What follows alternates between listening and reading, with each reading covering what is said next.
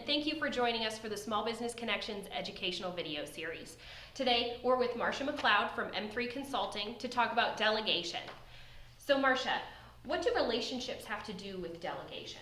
Well, relationships have everything to do with delegation, and you know, your relationship with a person will allow you the knowledge of what to delegate, how to manage, how to make them accountable.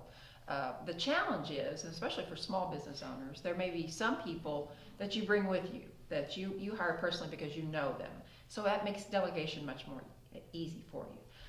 But you also may inherit teams, or you may have to hire someone new.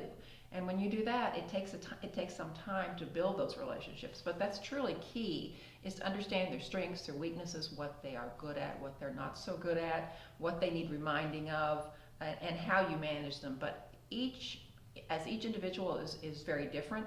It's important for you as a manager to understand those differences when you're delegating. Absolutely. So when should a manager or small business owner, when should they start delegating work? Well, that's difficult because I know I've been in a number of positions where I've been the expert, and that's typically what a small business owner is. They're the expert at that job. They own it. It's a part of them. So it becomes very difficult sometimes to hand off those projects.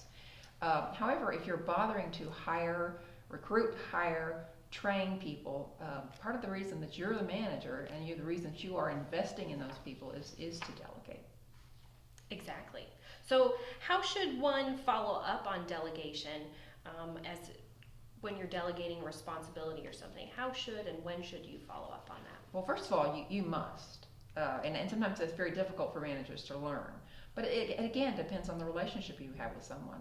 That person, though, has to feel accountable to you. And as in all of us, whether we make ourselves accountable to ourselves and to our husband or our children, we have to have someone to feel accountable in their position.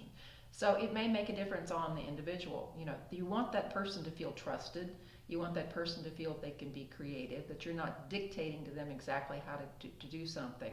But you need a plan, a project plan. You need to have some way of checking in. And sometimes it's just knowing that person and what is the best way to check in without intruding or imposing yourself upon someone. Absolutely. Well, thank you so much for joining us today, Marcia. And thank you. We'll see you at the next video.